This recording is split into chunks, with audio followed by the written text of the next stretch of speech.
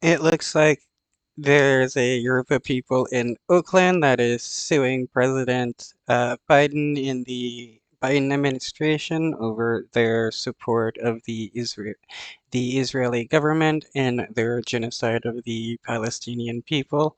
Hopefully, Biden gets punished, but probably not since he's a sitting president at the moment. The case in Oakland is playing out just hours after the United Nations top court ruled on separate allegations that Israel is committing genocide in Gaza. The International Court of Justice stopped short of ordering a ceasefire, but is demanding Israel to try and contain the number of deaths in Gaza.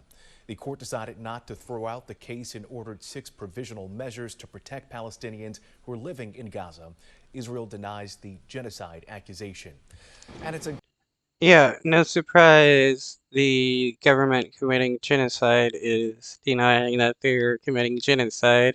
It's like the Russian government denying that they're committing a genocide or an invasion of the Ukrainian people. clear if that ruling will play a role in the lawsuit filed by Palestinian supporters right here in the Bay Area. ABC 7 News reporter Lena Howland joins us live now outside the federal courthouse in Oakland with what supporters of the lawsuit have to say. Lena?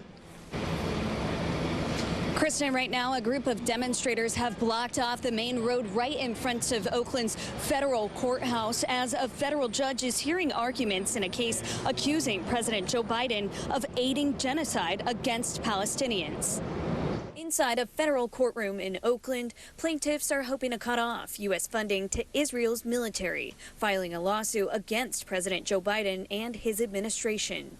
He needs to represent the people that he serves, and so many people are calling, so many offices, their boxes are full, and it's like they're not listening, and so we need our federal representatives to listen.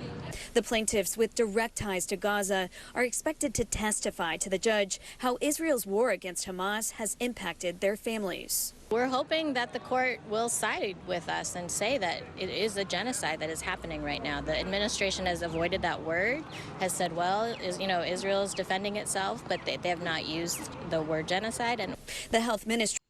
Yeah, they don't want to use the word genocide because then that means they're admitting that the Israeli government is committing a genocide. They're aiding a genocide when Biden and his administration wants to continually pretend that they're against genocide and for human rights. In Gaza say more than 26,000 Palestinians have been killed in this conflict so far, a majority being women and children. Not in our name. We do not want these healthcare institutions being bombed. The group heading into court Friday are backed by a number of labor unions and healthcare workers like Dina Wabi.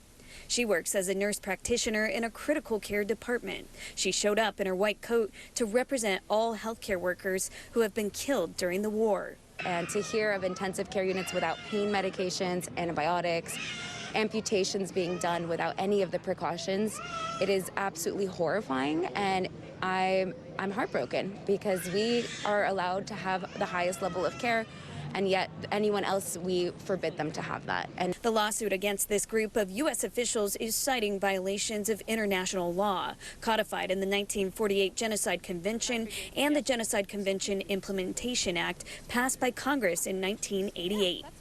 This court ruling can go several different ways, but it's another step for us to keep going closer to winning a ceasefire and to getting less military aid that the United States is supplying to Israel. The U.S. government has tried to get this case dismissed without any success. Instead, a judge has granted today's hearing to happen with live, in-person testimony from people directly impacted. Now, right at noon today, we are expecting to hear a press conference and also a rally once people come out of the courtroom. For now, live.